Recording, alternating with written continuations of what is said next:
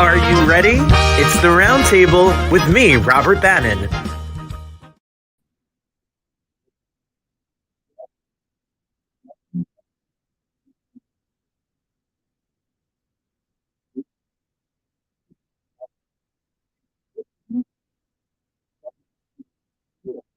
Author of More After the Break. She's going to be here in just a few minutes. This is an advanced copy that I got to sneak peek, so you all have to watch it and get it in order and pre-order it, and we're going to talk to her all about it, and I'm kind of obsessed with the people in the book, so everybody stay tuned. Hi, everybody. My name is Robert Bannon. Welcome to the Roundtable. We have a whole entire hour conversation with some of the biggest news makers and news reporters. We have Jen Maxfield, of course, from WNBC, who has reported on some of the biggest stories in the entire world, and then Fritz Coleman, who's a legendary LA weatherman, who was a weatherman for, I don't know, 40 years or so, also on NBC. NBC should, where's the ding, ding, ding? We should be like, we're publicity away here, NBC, is also going to be here later on in the show. And then Urell Guerrero, who is going to be starring in Kinky Boots at the Hollywood Bowl, is here. He just came off of doing the West Side Story movie. I caught up with him last week. As you may have seen on social media, I wanted to give a big shout out. Well, hey, everybody watching. Hi, Christine. How are you? Hi, Eric. Thank you for joining us for the first time from Texas. We're so grateful that you're here. And I want to give a big shout out to my friend, Abby Thompson. You all reached out to Abby this past week. Abby was the victim of, and she told me I'm allowed to talk about it. So she was the victim of an attack, really a hate crime in the UK last week. And we sent a lot of love and support to her. She reported it, and she told me in private, and I blasted her straight all out because she's been so private and good about it. But I know that when you're the victim of something, you need it to be some TLC and some love. So Abby out there in the UK, we send our love to you. You are a light in this show that's here every single week. And so we send our love out there to Birmingham, England, and our love is all with you. All right, everybody, it is time for my weekend review, and we're going to try to make it quick so that we can get as much time as we can with Jen. So everyone take a peek at my weekend review. Yeah, I was in LA, and I was actually in in Palm Springs in Joshua Tree, and I had the best time. I want to give a big shout out to everyone that had sent me videos and pictures when they had seen me. I did see Angelica Ross, and I'm obsessed with this picture. I wish I looked like that in real life. She's about as stunning as humanly can be. And I did my show last week with you all live in the pool in the middle of Joshua Tree. and it was the most wonderful. It was 105. I didn't pass out. And thank you all for watching. I went out there to see the opening of a new show coming to Broadway in the fall called Lempicka, written by my dear friend Matt Gould. That's Esther and Drew, and that's Matt who wrote it. It stars Eden Espinosa. It's at La Jolla Playhouse, and New York. It's going to take New York by storm this fall. My favorite thing that I did while I was out there was we took the ride up the top of in Palm Springs, 8,000 feet up on this cable car. And on the top, you see Coachella Valley. It was terrifying, but it was so beautiful. And it was such a wonderful experience and trip to just get away after a crazy school year and all the nuttiness we've experienced. And I just sat out in the desert and acted a fool with these nuts. We were all sorts of a crazy good time. So happy birthday to Esther. That's why we were there. I even cooked. I cooked. Look at my little Italian heart, my little sad chicken parm and penny vodka. It was great. And then while I was out there, I saw the Elvis movie. So I have lots of controversial opinions. We were fighting about it on Instagram. I really loved it. I think they did a beautiful job with the movie. And I also got to see Vicki Lawrence and JJ Walker. So if you're of a certain age, if you're a Good Times or Carol Burnett fan, I gave all the tea about my experience with them on social media. So make sure you follow me on Instagram. Jimmy Walker was lovely and Vicki was there. And that was my story. And it was very nice to see them. And I also went over to the Dolby. I had a week and saw Pretty Woman starring my buddy Adam Pascal. And Jersey's own Olivia Valli, Frankie Valli's granddaughter, is the star of the Pretty Woman tour. And she is dynamite fantastic. She is out of this world good. So everybody, thanks for, see, I tried to get it through. As quickly as possible. See, we're sending our love to Eric and we're sending our love to Abby. Yes, we do. Adrian loved Elvis. Yes, Adrian, I loved Elvis too. So good. Look, Eric's dynamite. Yes, Jimmy JJ, what we talked about Jersey. I just carry Jersey with me wherever I go. We talked about Atlantic City. Because what else do you talk about? If you've never been here, you don't know what you're missing. Jen Maxfield knows about New Jersey. She sure does.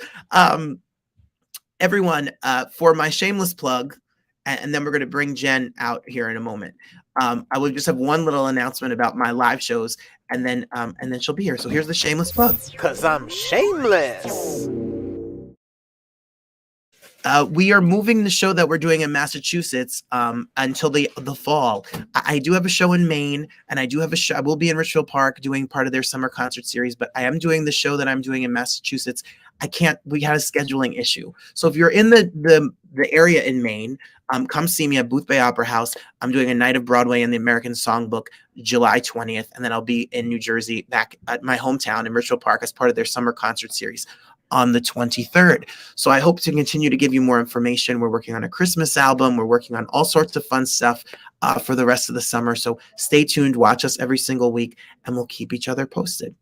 All right. Thank you so much. And as always, for more information about me and all of my craziness, you can always visit robertbannon.com. All right. I tried to get it in there as fast as I could in full New Jersey teacher speed so that we can spend as much time as we can with Jen.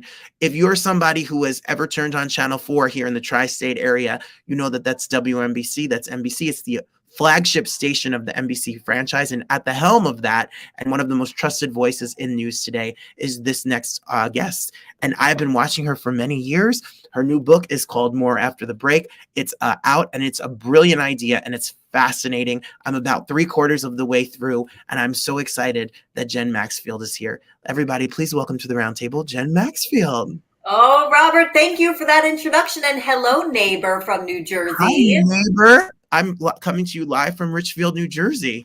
And I know you're right around the corner. Yes, Bergen County strong, baby. Bergen County strong. I'm going to have to meet you at a diner. That's what we got. Or a Dunkin' Donuts. I mean, that's what. We'll get the gravy fries. Yes, mozzarella and gravy fries. Well, I want to say that I feel like I know you, and I'm sure many people, when you're in the supermarket, at a coffee shop, at the gas station, see you and feel like they know you because you're a part of everyone's routine. You are in their homes, sometimes sharing the good, the bad, and the ugly. Has being a news anchor been something you've always wanted to do? Well, first, I want to address that people always know who I am. You know what's funny about being a news reporter is that even though I've been on TV news here in the tri-state area for 20 years, if I'm out reporting a story, you may only see me for 10 or 20 seconds. So the more common interaction I have with people is when they say, "Do I know you?" Or I always say, "I'm not famous, I'm familiar." So people That's think that they know me maybe from a party or did we used to work together? They can't quite place it. I've learned to read that look. well, people are telling us how beautiful you are, and you're stunning, and you are. But what is more so than just that, the compassion that it takes sometimes to deliver the news. I'm going to try to be. You're a news anchor, and at a time when I was growing up, news anchors to me were trusted in truth and were told to tell the facts. And nowadays, sometimes where there's so many news outlets, news has shifted in terms of sometimes the definition. But when you think of network news and what you go out in the street, you find the facts, speak to the people who are there, and then deliver the story point blank. How much of an emotional toll is it on you some nights to come home after those stories you report and to shake off what you've reported that day? Yeah, that's a great question. And by the way, I saw Abby's comment. I heard your intro in the show, and I just want to say I hope Abby's doing okay. And I appreciated what you said about her in the beginning, Robert. But look, that's the tension, right, of being a news reporter. On the one hand, I'm a real people person. I love meeting people. I love learning from them. And one of the main reasons that I wanted to be a journalist is because I'm a real extrovert and I really feed off other people's energy. And so I'm really in my comfort zone when I'm interviewing people and sitting with them. But on the other hand, I also have this professional obligation to the viewers, to everybody, to tell these stories. If I don't get my script in on time and my photographer can't get editing, that story is not making news. And then nobody gets to hear what I've been talking with people about all day. So I estimate I've interviewed more than 10,000 people over the last 22 years in the course of my reporting through the whole tri-state area and beyond.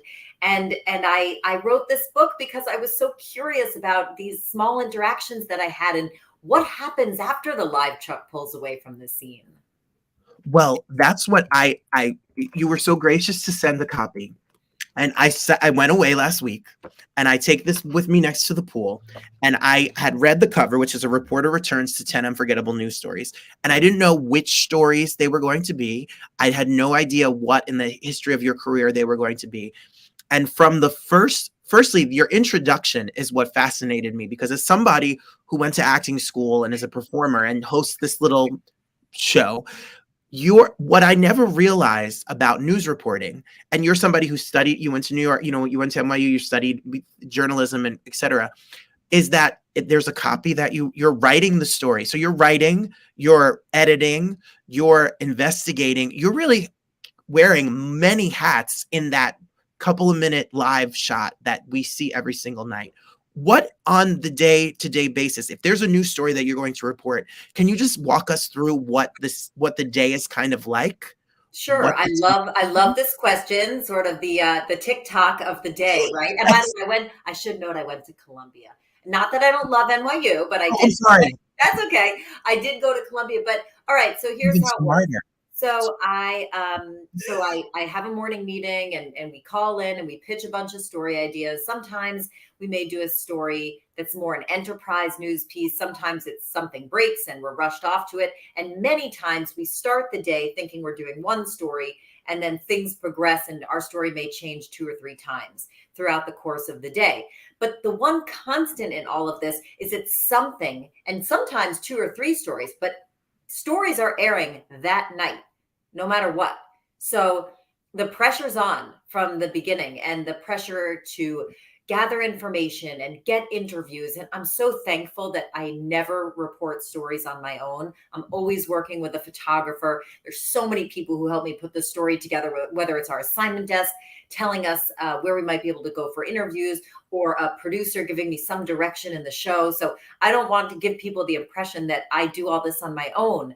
But yeah, it's a really fast-paced job. I mean, we may need to get 5 or 6 interviews in 2 or 3 different locations. We're just running and gunning. And then another misperception that I think people have about TV news reporters is that we don't write our own stories, which in fact we do.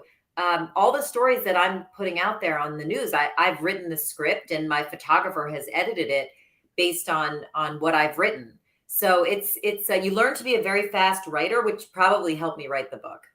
Well, that's what is the part that which took me out from the beginning, where you're like, my script has to be in on a certain time. And I'm like, wait, you write it and do you read it? Do you memorize it? Do you paraphrase it? How do you count? Like, they're going to tell you have 30 seconds. And I'm like, what if I go too long? What if I go too short? I mean, that's the art, I guess, of being a news reporter, but you make it look so easy, Jen. Well, that's very nice of you to say, but I should point out here that I'm a professional, right? I've been doing it for a long time, but I don't want people to think that, oh, I think it's so easy. I actually still feel that energy. And I don't want to say it's nerves necessarily, but that anticipation before every live shot, before every live broadcast, really, even before this podcast tonight, Robert, of wanting to do my best. And I think that's what keeps you hungry. I think that's what gives you the edge. And when you stop getting nervous, when you stop getting that feeling, you should probably do something else. I couldn't agree with you more. So how did this come about? How did the idea for More After the Break come about? So I walked you through a little bit on how a typical day is, where we get these assignments and it's really chaotic and tumultuous sometimes getting the stories together. The thing about it, though, is that when the story airs at 5 or 6 p.m., then we go home to our personal lives, go back in the next day, and we're rarely working on the same story with the same people 2 days in a row. But there have just been certain stories through the years where, for various reasons, I was still thinking about the people and wondering what happened to them. Maybe they shared something very personal with me. Maybe I sat in their living room for a long time. Maybe what they went through was really painful. And that stuck with me. And despite the fact that their names had faded from the headlines and they had kind of gone back into obscurity, I was still genuinely curious about what happened. And I figured if I was curious, other people would be too. The stories I picked for the book, I specifically stayed away from stories that everybody's very familiar with.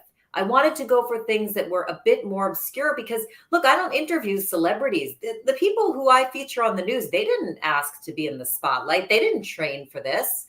Things happened to them and they had to react to it. Well, that is, and here's the book. The cover is beautiful and it's written beautifully. And you could see it More After the Break. Reporter returns to 10 unforgettable news stories. What I was drawn to in the beginning is when the first story, spoiler, it's not a spoiler alert, it's the first story, and it just is an overview. The first story is about a gentleman named Paul who was on the Staten Island ferry that crashed. And what I found fascinating about the way you wrote and the behind the scenes that you told us is that it was almost like a press junket where there were reporters that got to speak to him in his hospital bed to kind of explain the story. And when you left, and I never have thought of this before, Jen, you had this feeling of like, is this intrusive? Did we make a connection? You sit with someone for a few minutes and there's kind of this story, like you're responsible with telling someone's truth and putting out the news. Is a responsibility there that I think I took for granted as to what your job is. And the humanity behind this, you as the reporter, is what I found so fascinating because it's something that we don't really get to hear much about. What really truly goes on in your mind after the news. Do you want to tell us a little bit about Paul and what it was like to report that story and how it opens your book? Absolutely. This happened almost 19 years ago now. We're talking about the Staten Island ferry crash, which people who lived in the New York area for a while will recall. But this young man, he's a 24-year-old waiter who was leaving his job at China Grill in Manhattan to go back home to Staten Island. And Paul Esposito grew up on Staten Island, knew that ferry backwards and forwards, and he knew something was a little bit off right when he looked out the window, that split second before the crash. And tragically, when the boat sideswiped that concrete maintenance pier, Paul instantly in that crash lost both of his legs below the knee. And I mean, just thinking about that moment and what that must have felt like and looked like to other people.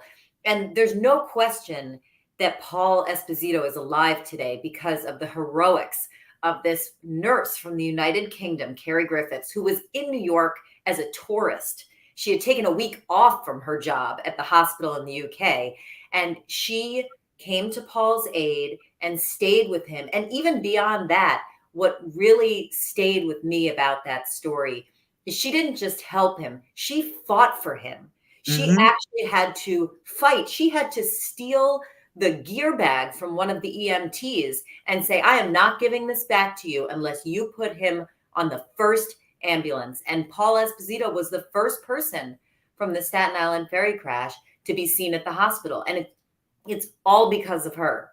And that to me was incredible. I remember feeling when I met her 19 years ago, like it was almost like an otherworldly presence, because what she had done was so profound. But the benefit of hindsight, again, which has been so fascinating writing this book, is that I don't want to give too much away, but I think sometimes we might think that, oh, you know, the person who sustained this terrible injury, he must really be suffering today. And in fact, in some ways, the tables were turned, and he's doing incredibly well today. And she has struggled more. And that was really interesting for me to learn, and also caused me to reflect on what my role was in that, and how I might have done things differently if given the other opportunity. Well, that's what I took away from it too, was just how interesting, and his outlook, without giving it all away, his outlook on life is very inspiring. It was a very inspiring introduction to the book. And then it made me, Jen, I was like, oh, well, now I'm really hooked, because what is everyone else's journey of these other 9 stories that you're going to tell? But you could go online and you could Wikipedia and you research and you could read all about the Staten Island crash. You could read the story. You could see the video of your report. But to hear what happens after, so many times we click on the news, we watch the news, we hear the stories, we talk about it at dinner or at 11 o'clock before we go to bed. And then we wake up and we're inundated with a whole new news cycle of information. But to go back and to see how things are going is such an interesting kind of cathartic thing for you as someone to reach out. How was it to find the people you did the stories? I know there's an interesting, some were very easy to find and some weren't. What was it like to go back and look for people? And how was it when you called them or text them or emailed them and said, hey, this is Jen from WNBC? What was that process like? I actually was astonished at how many people remembered me, because I oftentimes assume that I've been sort of lost in the shuffle, right? And if anything, maybe people intentionally want to forget about people like me, because I've been with them during these painful and difficult times, and perhaps they want to sort of move past that, and I may represent part of that time. So I was really, really grateful that people remembered me. I mean, I remember one woman who I contacted who's featured in chapter 2, which is about covering hurricanes. Laura Middleton and I spoke for no more than half an hour at what remained of her home at Hurricane Katrina in Biloxi, Mississippi. She was crying. She was finding things. The remains of her home were scattered all over the town. It was unbelievable. I always remembered Laura, but I could never have imagined that she would have remembered me with everything else that was happening to her at that time. And so I think on a larger note, perhaps it just makes you realize that sometimes these small interactions can have a really large impact. And one of the things that I hope that people take away from the book is to take a closer look at their own life and stories in your past that you might want to revisit, people you might want to reconnect with, even if it's just to say thank you. Yeah, I think that it definitely made me think. And, you know, that second chapter, which you're talking about, what I loved about your experience with Hurricane Katrina is, as you know, I'm a tri-state area person, born and raised. So a lot of the stories that are local to here are stories that were very familiar to me. But if you're in the UK or if you're across the country or in Texas, I mean, there's a universal theme throughout this book about really community and being there for one another. That second chapter, we've heard so much about Hurricane Katrina and New Orleans, and the coverage of that was so expansive, and the politics that were involved in that. But to hear your take even a little bit in the book about, you had a limited amount of time to get the story out, because you were, a lot of the times, were not leading with what was going on in Mississippi. It was leading with what was going on in New Orleans. You were reporting with no water, no electricity, nowhere to sleep. It really is a behind the scenes chapter of, sometimes it is not always Rockefeller Center, hair and makeup, 30 Rock, not the catering on the 10th floor. It's a lot of the time it's about you're in the street. Yes. If anyone thought this was a glamorous job, I would direct you to my section on the difficulties in finding bathrooms on assignment. Yes, it's which there. is a very relatable part of the book. And sometimes people think we have restrooms in the live trucks. And I'll say, no, we rely on the kindness of strangers. That is what we do. Whether it's being out on a snow live shot and people walk up to us and offer us coffee, or it's 100 degrees and we're stuck on a scene for hours and people are offering us water. I'm always so appreciative when people recognize that we're humans. Yes, we're doing our jobs, but we do like to be somewhat comfortable. And yeah, the whole bathroom situation is a real challenge, and it's gotten even harder during COVID when it's been so hard to go into places. But yeah, it's not exactly a glamorous job, but it is a really rewarding one. Well, what can you, in the same vein as the book, but there are many markets in the United States that cover news. You're in the largest market in the entire country. You're in New York City. Was that always a goal? Did that just come out of the sky? Like, did you always start in New York? Like, how was your journey to being in one of the largest television stations literally in the country reporting the news? All right, good. I'm glad you asked that, because I love hearing people's origin stories and the backstories. And yes, I've been working at the #1 media market for the last 20 years. However, when I was looking for my first job 22 years ago, we had to send out, there was no YouTube then, we had to send out VHS tapes to news directors. It cost a fortune, and we used to have to sit at those dual deck VHS machines and make copies. It was brutal.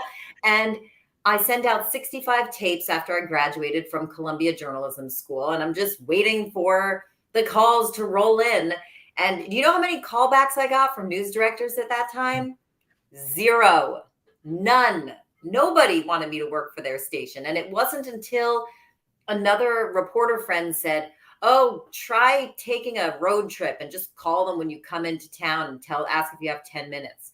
And that's how I wound up getting my first job in Binghamton, New York. So there's a struggle behind, I think, all people's professions, and you may see them and you feel like, oh, they're really at the top of their game. But there were certainly a lot of forks in the road where I could have given up or gone on a different path.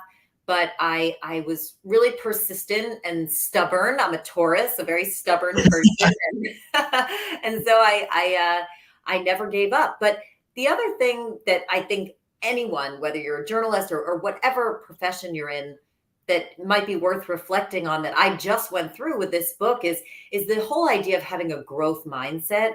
So I've been doing news for a long time, but I was really back in that beginner role again, being a first-time author. And I can't tell you how many emails I've gotten over the last year and a half that started with, this is really not for us, or this is not going to work for us, or we're going to pass on this project. I'm still getting them, and that's okay. I think that means that I'm challenging myself enough, and I've sort of gotten comfortable with being uncomfortable in that rejection space.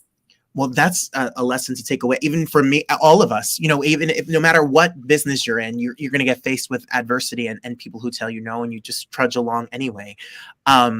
What a fascinating story. Now, see, that I didn't know, but I can relate to this. Back in the day as an actor, you used to send the headshots to every agency and manager and check your answering machine to see if somebody called. And it's very similar. But look, it led you to where you are, literally at 30 Rock, helming the news at NBC in the middle of New York City. You are going on a book tour, so people can stop by and see you throughout this whole summer. I know that on July 14th at 6 o'clock, you're going to like my favorite bookstore in the entire world, which is Bookend. So if you're in New Jersey, Bergen County person, make sure you just drive up Route 17 or Route 4 or the Parkway and hop on Ridgewood Avenue and come see you on the 14th at 6 o'clock. When does the book officially come out? The official publication date is Tuesday, July 12th.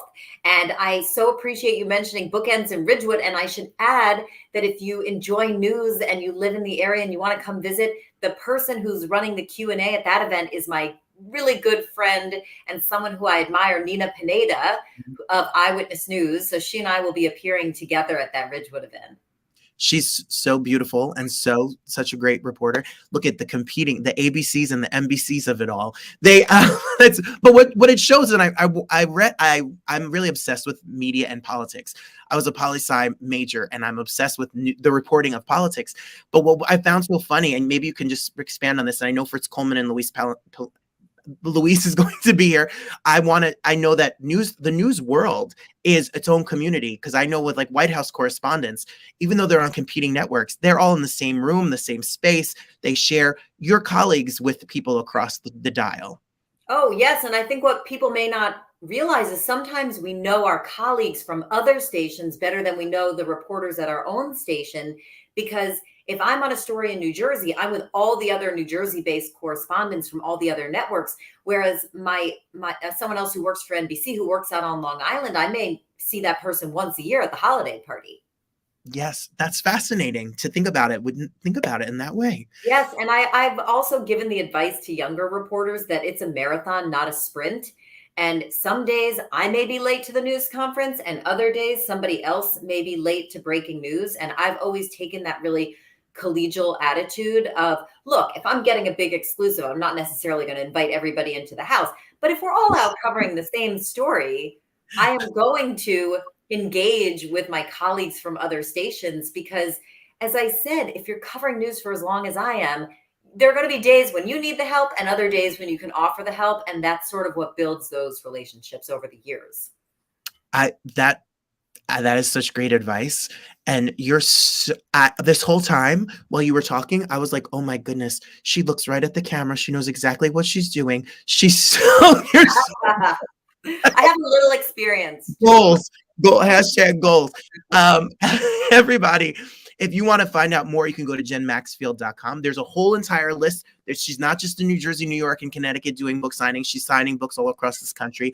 You can go on there, and there's a link to get the book. You can order the book on Amazon. It will be delivered to you around the world, Barnes & Noble, wherever books are sold. You can follow her at Jen Maxfield News on Instagram. She throws one heck of a party. Wait till you see the pictures of her. They're legendary in Bergen County. I'm crashing one of them. They're Crash. You're getting invited to the next one, my friend. So go to Jen Maxfield News. See, it worked. That was my whole intention. I'm getting invited. And make sure that you order the book. The book is called More After the Break Today, wherever books are sold. It's a really fun, if you're on that plane, if you're at the beach, if you're at the pool, if you're taking your kids to summer camp and you have to sit in the car, take a listen to hear the stories behind the news. Well, Jen, Robert, I so appreciate you having me on today. And I just have to say that I have my co-author here, who's very well behaved. Sitting on my lap all the time. How cute are you? This is Rocket, and he really is like my co-author, because he sat on my lap during a lot of the writing process, and he's my little buddy. And he was also very well behaved and didn't even bark during the interview. He's so well behaved. Before I let you go, you talked about writing, and here's people sending their love and success and wishing they could listen to your wisdom all day. Can you just give us one last piece of advice before we let you go? When you started writing this, you open up they're saying that's your ghostwriter. Yes, that's when you open up that Google Docs and it's blank, or however you wrote this book, how do you overcome, and when you write copy every single day, how do you overcome that anxiety of that writer's block or that blank piece of paper, that little cursor blinking? What's your advice to just get started in the project so that you can finish? I love this question, because I had the philosophy that I was going to write every day. And there were definitely days where I felt like, I don't want to write today. This isn't coming out well today. I'm not focused today. But what I learned through the process was, which by the way, I've also learned, some days I'll get off the air and I'll say, that was a terrible live shot. I did a terrible job. I really messed that up. And then I'll look at the air check later and I'll say, it wasn't so bad. And the same thing would happen with the writing, where I might feel in the moment that I was doing a poor job some days, but I still did it and I got the words down. And then the next day I'd go back to it to edit it, and I'd think, I'm really going to have to redo this. And then I'd realize maybe it didn't need as much editing as I thought. So I think that the writing advice I'd have to people is just try to write something every day. don't talk yourself out of it. Just do it. And you can always go back and edit it. I think that's brilliant. Thank you so much. You're a pleasure. I'm looking forward to finishing the book. I'm going to have to send you a message when I'm all done. Oh, I'm so looking forward to hearing from you again. And thanks to you and everybody watching for your interest in the project and for caring. Thank you. And we'll see you on the news. You sure will. See you tomorrow morning. Tomorrow morning. Get some rest. Enjoy. Thank you, Jen. How about that? So you make sure to check out jenmaxfield.com. Order your book today. Speaking of news, there is a legendary, we could all wish to be on television for this many years, Emmy-winning weatherman out in Los Angeles who has been giving the weather and has been providing entertainment for decades. Well, he's teamed up and he has a really wonderful podcast that I just checked out this past week. It's called Media Path Podcast. And Fritz and Louise are here. And I'm so excited to have them here to talk all about the way they plan their podcast. Wait till you hear this idea. Ladies and gentlemen, Fritz and Louise are here. Hi. Hey, Robert. Hi, How are you? Thanks for having us. Oh my goodness, I'm such an honor to have you here. This is the Emmy winning right here. And then Louise, your podcasts are you're quite you both know what you're doing. But you just scared me a little because you're telling us we're supposed to plan our podcast. Well, do you think I planned this? That's a helpful tip. Thank you. Well, I'm so grateful to have you both here. I have plenty of questions because anyone who does anything that is in front of a camera is fascinating to me because I was a kid who wanted to go to my brother's baseball games and announce into my camcorder. How did you, so to be able to talk to you is quite the joy. Fritz, you've been on television for decades, the Emmy Awards to prove it. How did you get started into this crazy business? Well, I had an odd start into the television business. Your podcast isn't long enough to go through my whole history, but I started my broadcasting career in the Navy. I was in the Navy for 4 years, and I worked for Armed Forces Radio and Television. I did the news. I did a radio show. I did the weather, not knowing anything about it. And when I got out of the Navy, I had spent 15 years in the radio business, and then I began stand-up performing in jazz clubs around, and ended up, by an astonishing stroke of luck, having this job as a weatherman in Los Angeles, and retired almost 2 years ago, just 2 weeks shy of 40 years. Honest to God, Robert, it's the greatest stroke of show business luck since that woman was discovered in Schwab's pharmacy. I've had a wonderful career, and part of that is getting the chance to meet and make friends with Wheezy, who's been such a great friend. And that's why we do the podcast, because we have a great time together. So Louise, how did this start? How did you come up with, firstly, you have a history in this medium. Yeah, I think I have the first podcast. It was before anyone could hear them, but we had cassette tapes and I would make shows. No, my history is in radio, syndicated radio. So me and some partners started. I was writing for Rick Dees, who was a big radio talent in LA, and then some partners at Kiss FM where we worked. We started a company called Premier Radio Networks, which is now a part of iHeart, the media conglomerate. And ever since you could podcast, because I had always been behind the scenes and supporting talent and writing, and which is what I consider myself. When you have to fill out occupation, I usually just put writer, which you have to write. So it's like proof of, concept right there. Mm-hmm. So I thought, like, I'd like to host a show. And one of my partners said, I said, what are the chances that I would ever have a show here at Premiere? And he said 0. And then he said, because he loves me. So, you just have to the truth is sometimes essential. So he said, I have one word for you. And maybe he said I had 2 words for you because they didn't know how many words it was. He said podcast. And I said, what is that? And I went home and I researched it. And it was like maybe 2004. It was like really early. And I had been making documentaries and stuff, and I had a studio, and I went to a comedian friend of mine, Laura Swisher, and I said, do you want a podcast? And she had just heard about it too. So we just kind of dove in, and I've been podcasting ever since. I was just really waiting for Fritz to retire because he was contractually obligated not to have an opinion beyond, weather systems. And now he can have all kinds of opinions. So it's fun. Well, and do you have a second? Let me give you some background to our relationship. I'm a comic. I've opened for many big acts. Ray Charles, Debbie Reynolds. I had 8 appearances on the Tonight Show. So my background was stand-up comedy. So part of my stand-up was to do several one-person shows, what I call single topic monologues. One was about being a parent. One was about divorce. One was about the news. And Weezy and I became friends during those shows.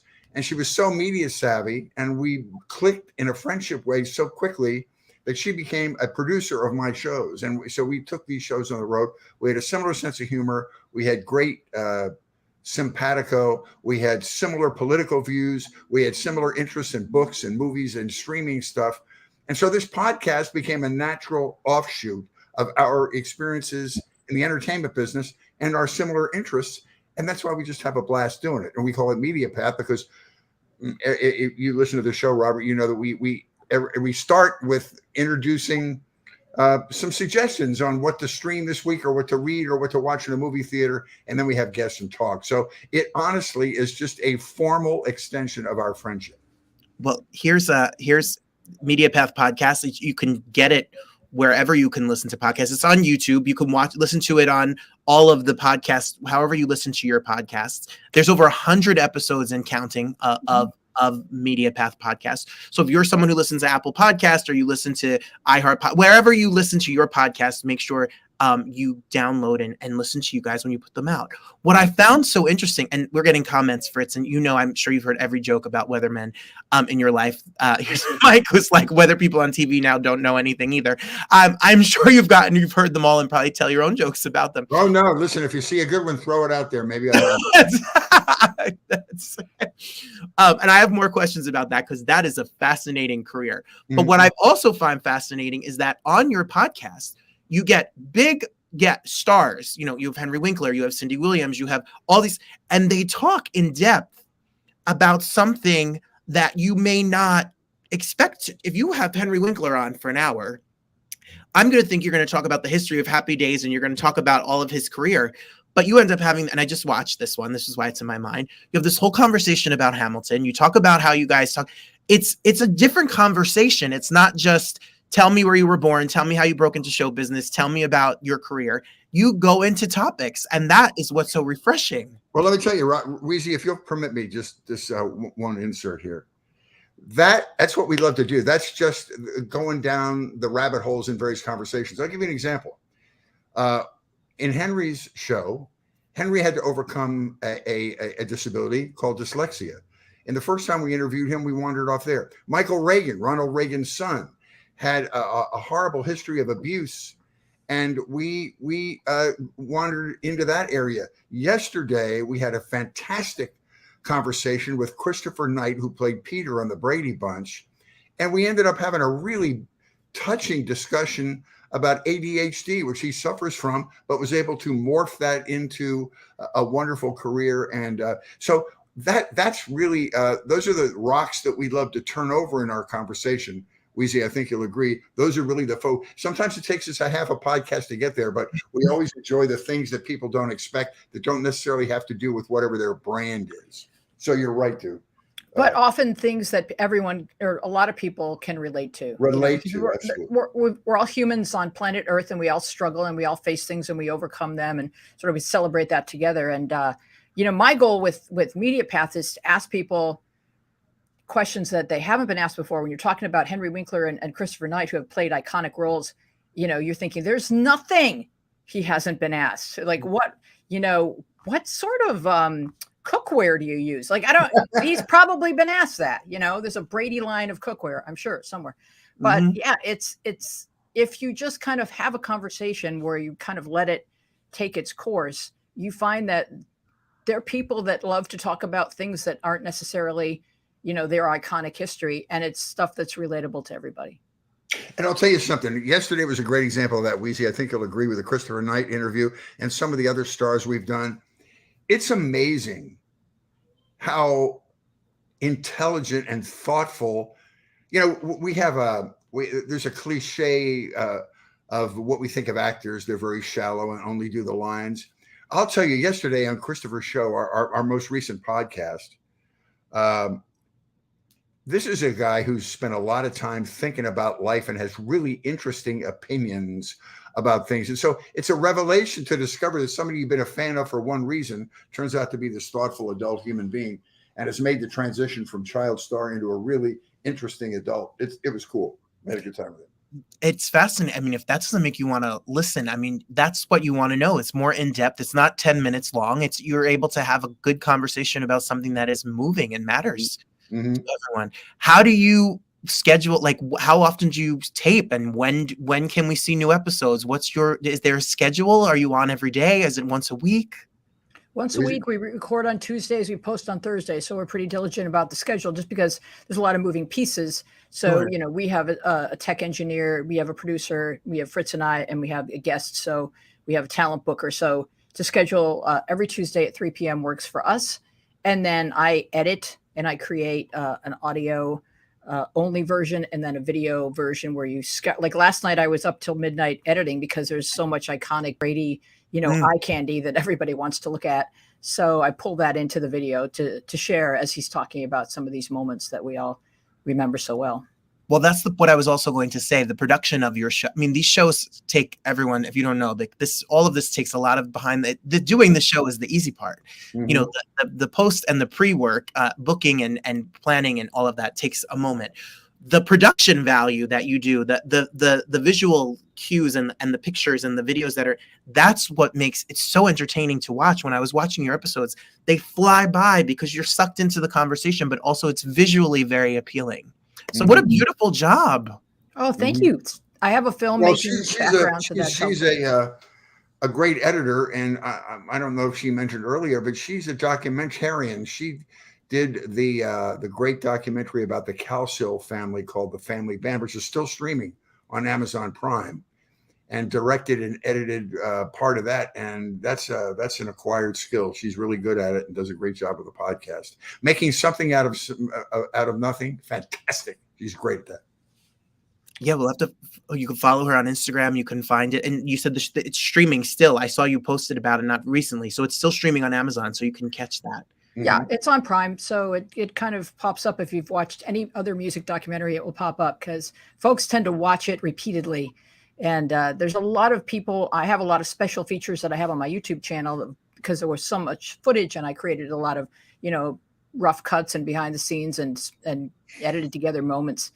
And you hear from a lot of people that had a similar childhood that was dysfunctional, and they're finding a voice they can talk about when they see that it's, back in the 60s, everybody's childhood was kind of cloaked, and you had the Christmas card that went out and looked a certain type of way, and no one knew really that your parents had survived the Depression and World War II, and it wasn't always great. There was a lot of dysfunction, and, the Cowsills were sort of like the exemplification of that. They were on the Ed Sullivan Show looking like the perfect family when really, if you widened the lens, there was some horrible abuse going on. Oh my God. And so there's a lot. I highly recommend it. It's very touching. And it's really a commentary on what we consider, the classic middle American life of 50s, 60s, and early 70s. It shows the arc of that. It's from the glossy front, but then the reality later. It's really, really beautiful. And then the Cowsills were, they inspired the Partridge Family. The Partridge Family inherits all of their music producers and everything, and kind of duplicates the style and the sound. And then the Cowsills kind of fall off the map, and the Partridge Family becomes a pop sensation. Yeah. Well, it's going to be required homework for everyone watching. Make sure you go to Amazon and Prime and stream it. I will. You're going to love it, Robert. It's like your thing. No, I'm obsessed with music. I'm obsessed with music in general. And if I'm on a plane, or if I go sit down on Netflix or Amazon streaming, we'll say Amazon. If Amazon's streaming it, I automatically go to documentaries because it's automatically what I look at because I'm obsessed with human behavior. Same. I think that's what you both are as well. I mean, if you're a comedian and acting, and if you're producing podcasts, it's about getting to know people and how people, that makes it so interesting. Yeah. Speaking of that, well, thank you for sharing that, because now I know what I'm doing tonight, because okay, cool. I'm looking forward to it. I'm gonna have to send you a message and tell you all about it. Yeah. Fritz, when you were talking about the Tonight Show, can we talk about the Tonight Show for a moment? Please. So there's so much made of Johnny's Tonight Show. And as a kid growing up in Jersey with a dad who was born in 1955, who as a child growing up in Fairview, New Jersey, would stay up on Friday night to 11:35 to watch NBC, to watch the Tonight Show with Johnny Carson, and his decades of being on the show. And then all of the comedians that have come on and talked about how they started the Comedy Store, how they started, the Laugh Factory, wherever they started, and then got the call to do the Tonight Show. Can you tell us your Tonight Show origin story and how it came? Absolutely. And you've obviously had some experience because you're dropping all the right names there. The Comedy Store was pivotal to my start. The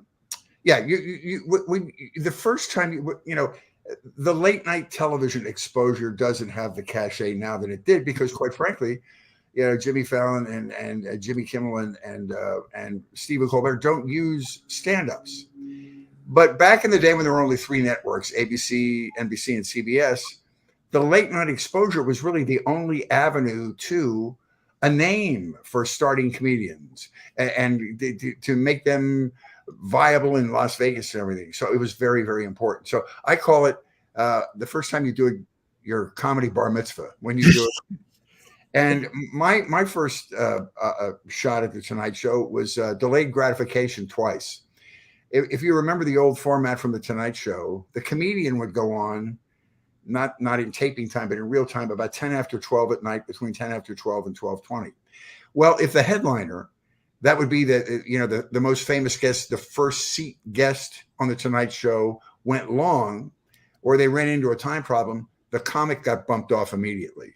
So that happened to me twice before I ever made it on. The first time, a great actor and talk show host, Charles Grodin, who was very amusing, but did not have the skill to edit himself. So he went a little bit long, and I got bumped off the show the first night. The second time I was booked, Heather Locklear was the guest, and Johnny was just, drooling over her, and their segment went long. So I got bumped off. I finally made it on the first time, my third booking.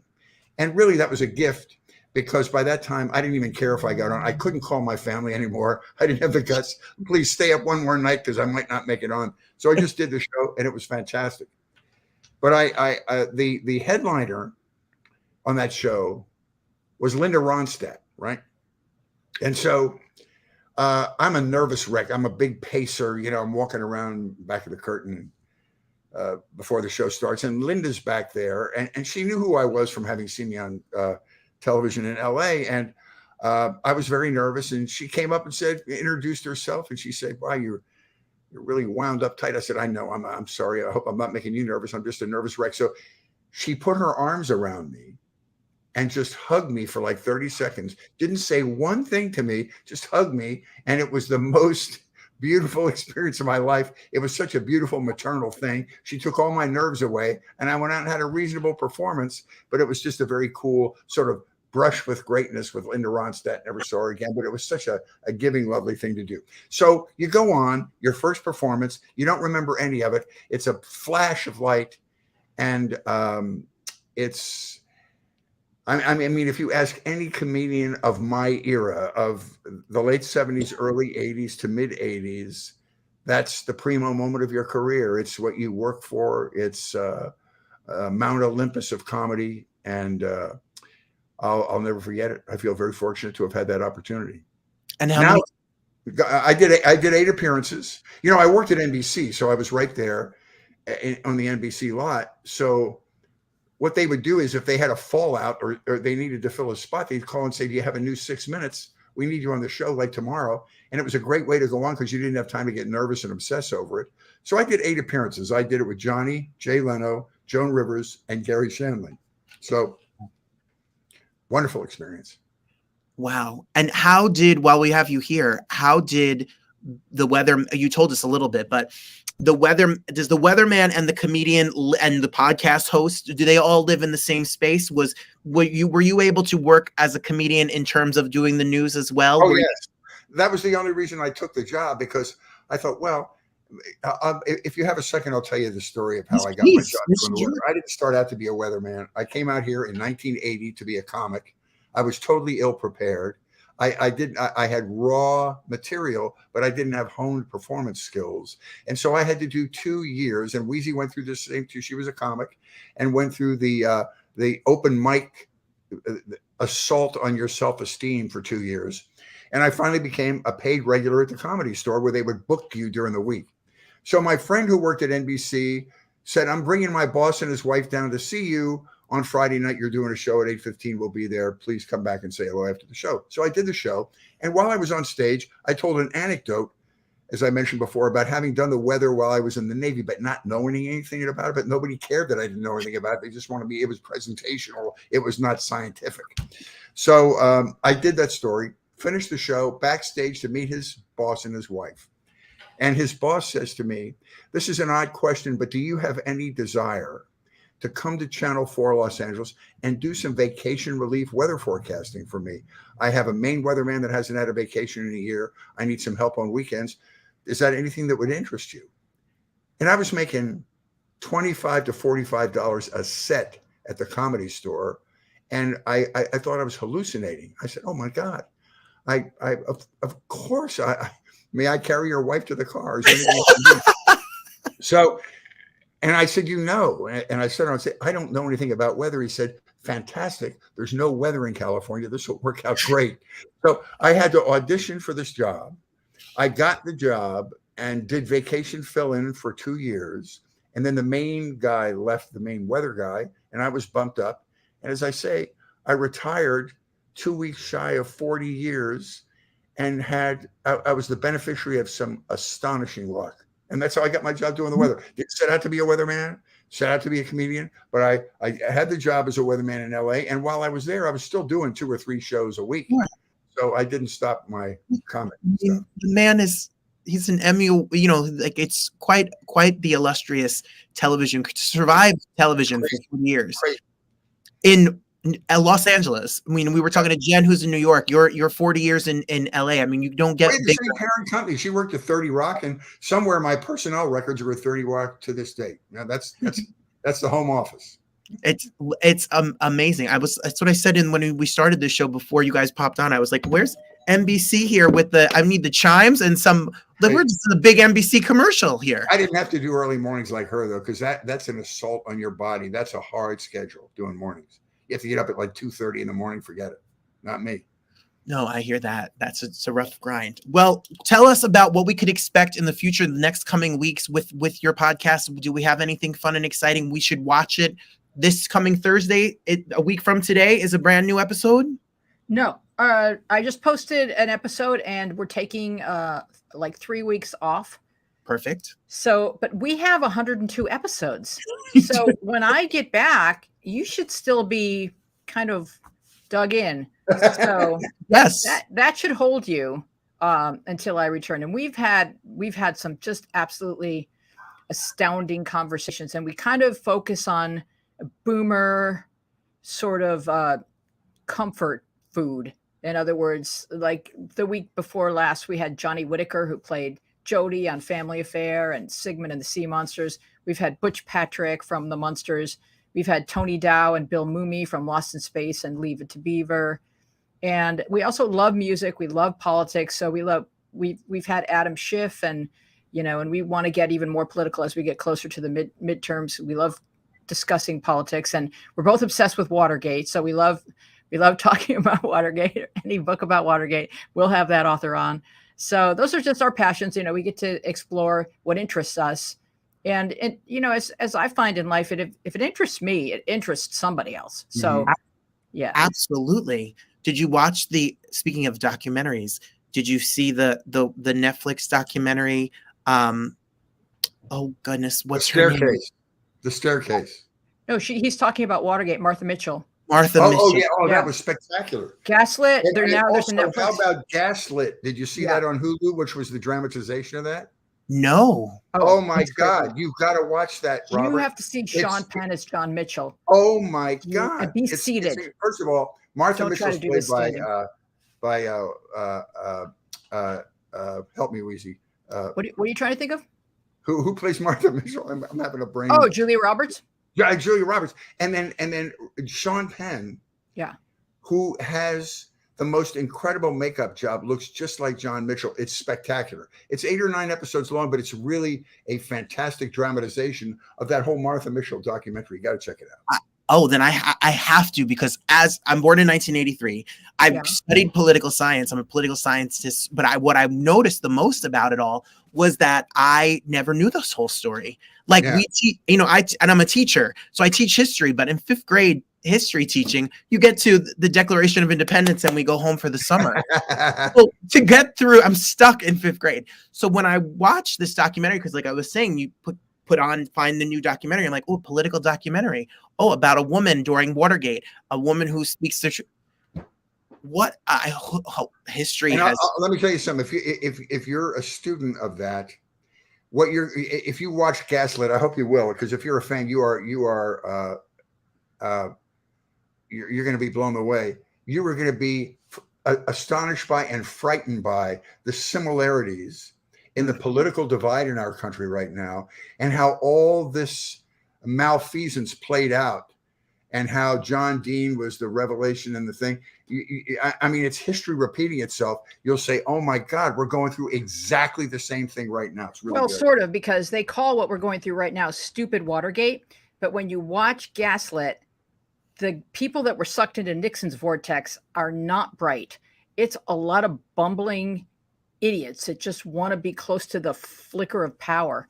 And so it's just weird what that attracts, and what systems of government we need to keep in check or keep healthy in order to check against these types of human anomalies that love to seek power. It's dangerous. Well, that's what I was trying to say. I don't know if you were on backstage when I started with Jen. What I had started with Jen and said to her as a current news reporter who's reporting the news in the street was the word news in today's world. And Fritz, I mean, when you and Louise, when you were on the radio and when you were doing the news used to be of course, it was dominated by white male, power, but it used to be focused on facts, and it used to be reported on as the truth, if it was good or bad. Now the news has become so opinionated. Mm-hmm. For every viewpoint, you could turn on a channel that feeds into your viewpoint. And the problem is people are getting their news off Facebook and other dark websites, and there's no gatekeeping. There are no editors. There's nobody there to sort of make sure you're steering a centrist trail down the line, because you're not responsible for anybody. What television news has to try to, even though there's not a mandate, there used to be the fairness doctrine, which doesn't exist anymore. But just to avoid lawsuits and avoid angering sponsors, you would try to sort of follow a central line. Yes. And but that doesn't exist anymore. So people are getting news and absorbing it and believing it without any gatekeeping. That's the danger we're in right now. And it's also that every issue has become a partisan issue. So it's almost like you wake up and you're like, vaccines, which side are we on? Oh, we don't like them. Exactly. Okay, let's go team. We hate vaccines. It has nothing to do with politics. It has to do with health and safety. Exactly. Common sense. Just some things should not be partisan. They're not partisan issues, but everything is a partisan issue, from schools to healthcare to poor people to anything is a partisan issue. Everything. Oh my goodness. If you guys talk like this on your podcast, then I'm just going to. Now it's time. We're going to reverse the roles here. I want to know what do you teach, Robert? Yeah. I teach 5th grade history and science. Oh, that's get them before they turn ugly. That's perfect. Yeah, 10, right? I always say they're old enough that they still like you, but they're young enough that they're still scared, so they don't want to. I still taught 10th grade or 5th grade, 10-year-olds, and they're just such interesting creatures because they're starting to formulate their opinions and the way they see the world. Well, if you're this interesting, you have great energy. You're great energy and great inquisitiveness, and I'm sure you're a great teacher for those same reasons. No, firstly, thank you so much. What happened was I went to Juilliard Prep to be musical theater, and I got at 18 years old. I chickened out after a bad audition for Rent. They called me in for Rent on Broadway. I had a bad audition and I changed my major. And if I wasn't going to be in entertainment, I went into politics. It's the same thing. And I became a political science major. And doing that, I was like, well, I need to get paid. So I was like, I could teach history with my poli-sci degree. So I taught 5th grade. It was 16 years ago.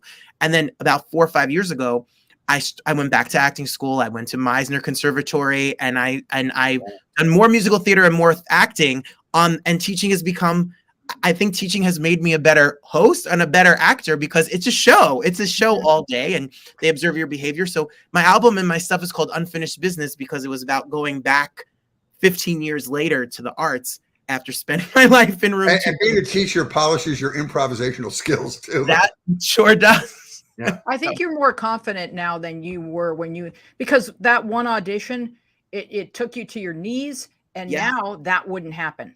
No, I people tell me no dozens of times a day. I'm sure they tell you guys the same thing.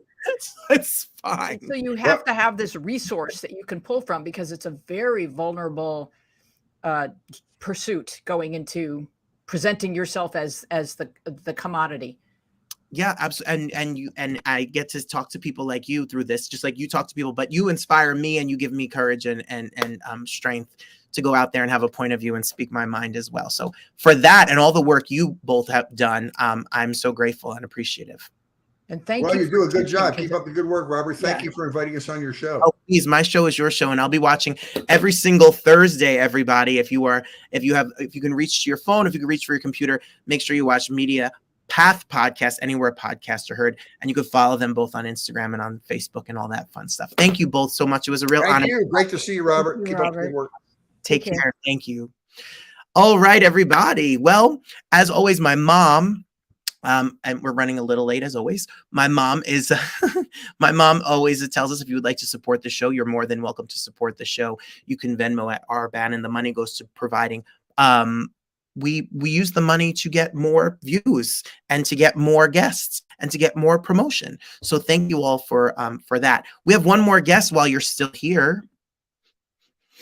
Last week, while I was in the desert of Joshua Tree, and I'm so happy when we have our guests here live. I want to make sure to get them on before you were saying you rushed the opening, but I wanted to talk to them and I want to give them all of the time.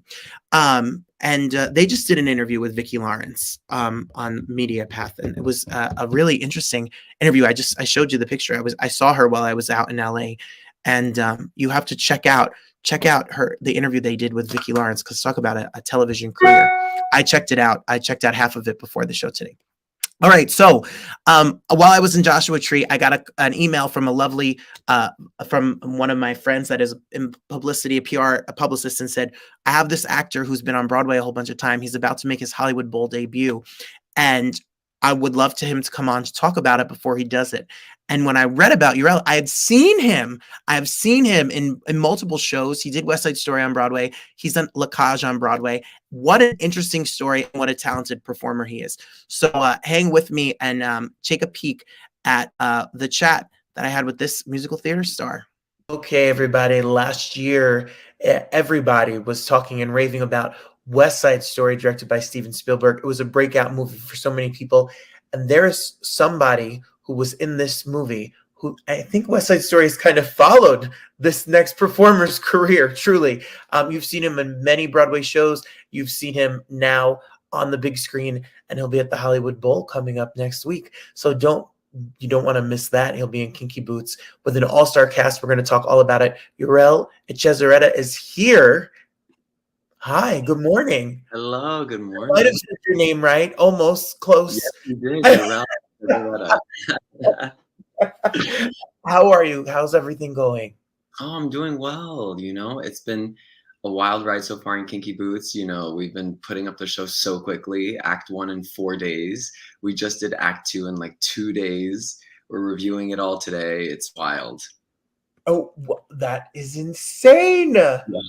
That is insane. Well, Kinky Boots is coming to the Hollywood Bowl. Wayne Brady, Jake Shear, and it's a giant. There we have our graphic right here. Yeah. You can make sure you check it on the Hollywood Bowl, July.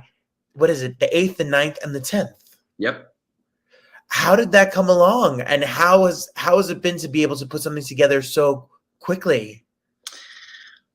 It's not my first time putting together something very quickly in my career, but it's been a while, so it's just been a whirlwind. Yeah, Kinky Boots, my publicist actually was like, oh, there's this show Kinky Boots happening. I feel like you should audition for it. I had done a drag show on Broadway, La Cage aux Folles, 2010, so I'm not a stranger to dragging it up and then doing a musical. But yeah, I was like, you know what? That sounds great. I just moved to LA like a year and a half ago. And I haven't even seen anything at the Hollywood Bowl. I don't even know what the Hollywood Bowl looks like from the inside yet. So it's gonna be really fun to just, for my first experience to be there. Well, you have quite the lineup, quite the cast of people. I mean, Jerry Mitchell is a legend, an icon. So to be able to do it there, it's gorgeous there. Oh wait, my goodness, I'm so excited for you to get there and be inspired. It's so beautiful.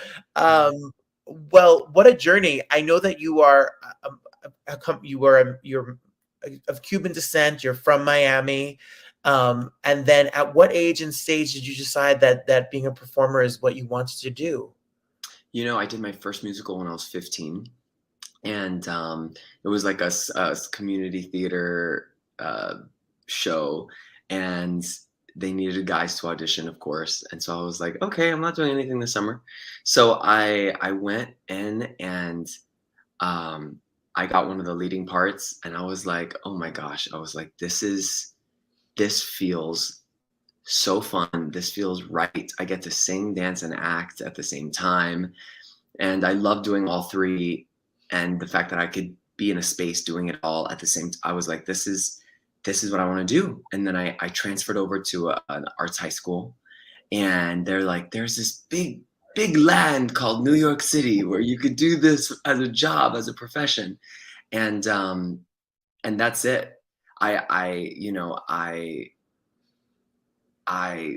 All of my focus went to musical theater, went to moving to New York, and to getting on Broadway.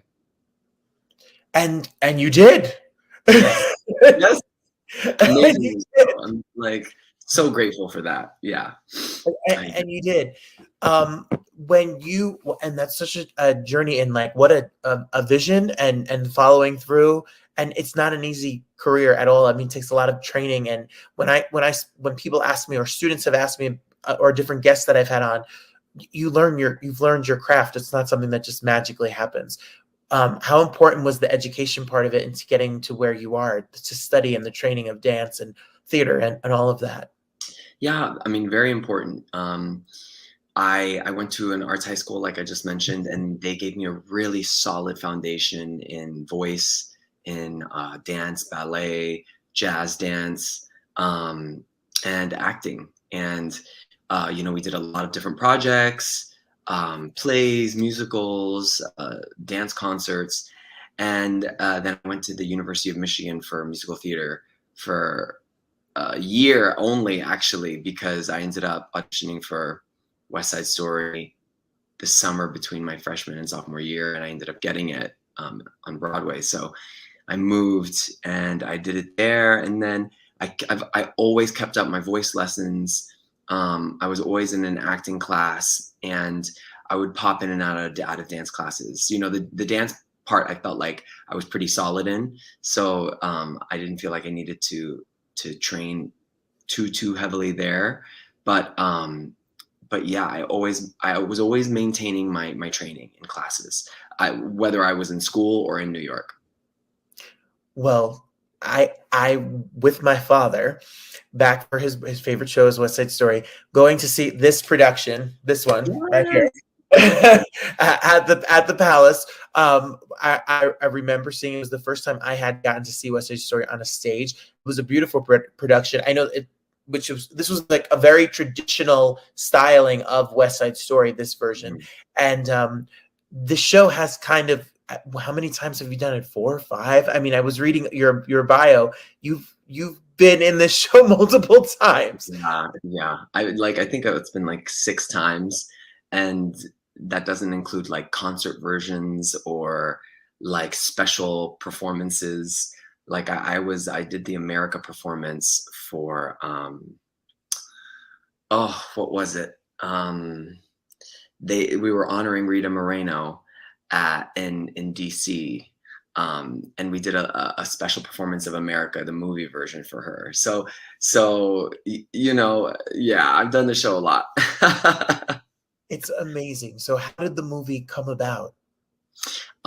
So yeah, I was in New York City, I think I was doing Head Over Heels on Broadway at the time, and my agent, the auditions came up, and my agent got it, and he sent it my way, and I went in, and that's what I did. And it was such a wild experience auditioning for that movie, because it really did blend like what I was used to in musical theater, and like in musical theater style auditioning, and film acting auditioning.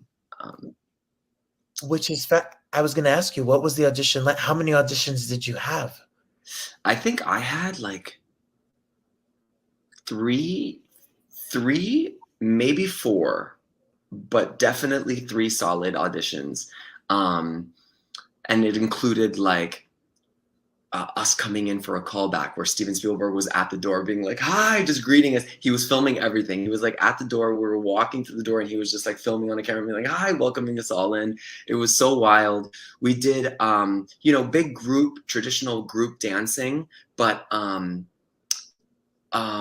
there were moments like when we started to get highlighted by the creative team, they would take us to do solo dancing, where they would take us to a whole other studio, and we would have to perform dances just by ourselves, and they would give us notes, and we would go and do that. And then there were moments when we were acting for Steven, another audition where we came in to just act and sing for Steven and the rest of the team.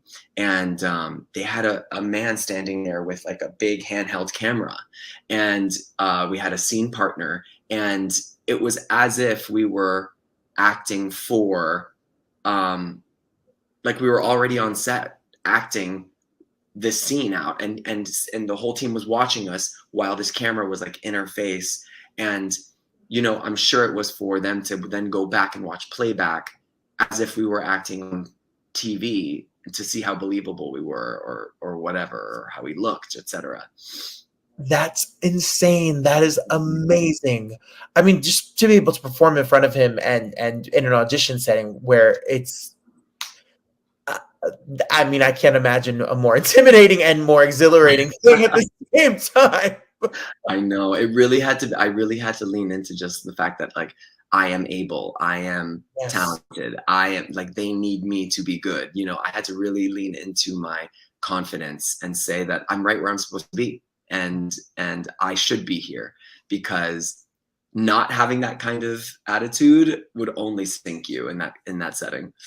Well, the movie ends up being gorgeous. I mean, like the amount of work when I watched it, all I kept thinking about was the amount of work that movie, his cinematography, his style is no one is like Steven Spielberg, but you as performers, I know that those scenes take hours, days, multiple takes, and you are all dancing and singing and acting your faces off.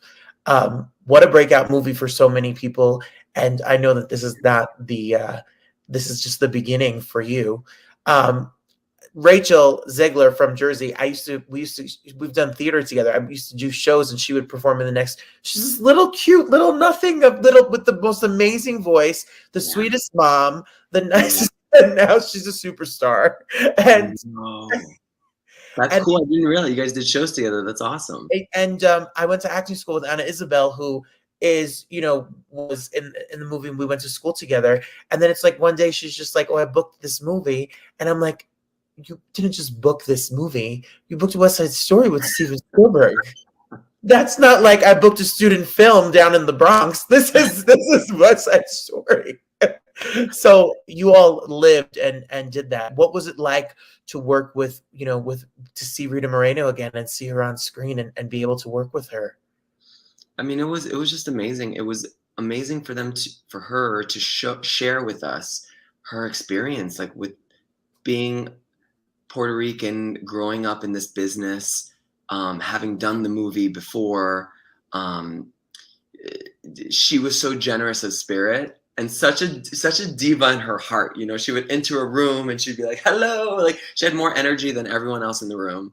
Like, but just so generous of spirit and willing to just be with us, have dinner with us, like share herself with us. And they would bring in people. They brought in people like from the 50s and 60s living in New York City at that time to share with us like their experience in New York at that time. So we understood better. But yeah, you know, Rita would pop in and out of the rehearsals with us, and she wanted to be a part of us. So that was such a blessing. Well, congratulations. I mean, I'm sure we will see you via the Hollywood Bowl or more Broadway. Everyone, you've probably seen him. I mean, he's only done, you know, I don't know what, 6, 5, Matilda, Aladdin, Head Over Heels, Moulin Rouge, and Lecage, and West Side Story, and many more, I'm sure, to come. We'll be looking for you on TV screens, movie screens, and stages. If you want to get tickets, get the few that are available, July 8th, 9th, and 10th. If you're in the Los Angeles area, come down to the Hollywood Bowl. It's gorgeous. It's outside. Go the opening night. See what his face is like when he goes out there, because it's gorgeous. And you could also follow him on Instagram and make sure you keep in touch and say hello.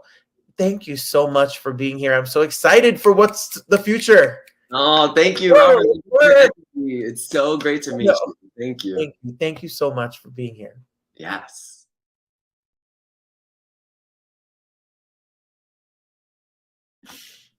What a sweetheart. What a nice guy. I'm always muted. That goes to show you how professional I am. Thank you for all the love and support you show me. I did come back from LA. Now I'll dish with you for 5 minutes because we run late every show. It's not an hour. It goes on forever. I did come back from LA.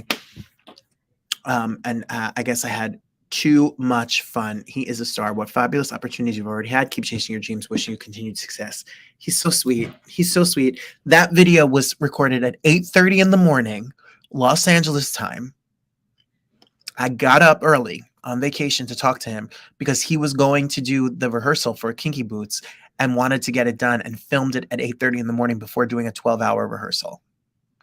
I'm more tired than him. I look like I'm like, where am I? What am I doing? But that's the behind the scenes story. I came back from LA with COVID, so I've been here. I canceled my 4th of July performance. I was sick when I got here.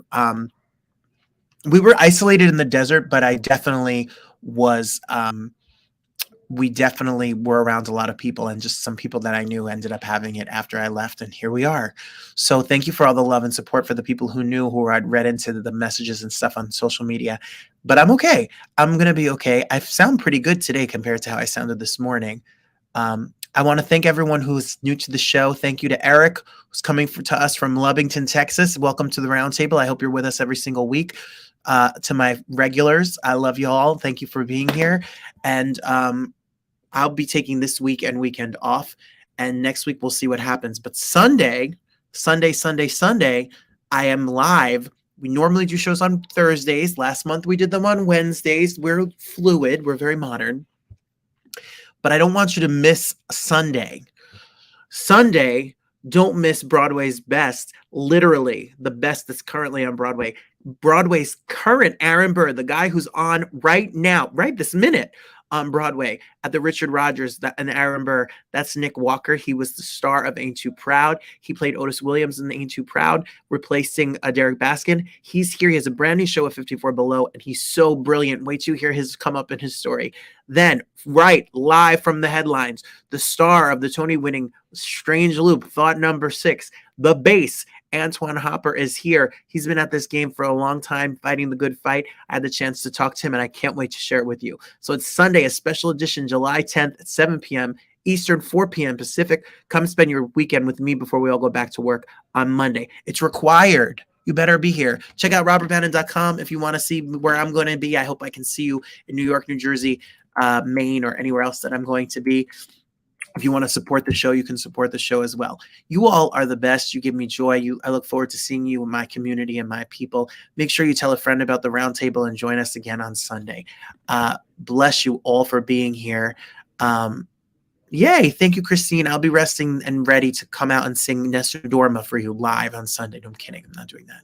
I appreciate you, friend. Thank you, everybody. And I'll see you all again on Sunday. Be well, stay safe. Lots of love to one another. Be well out there.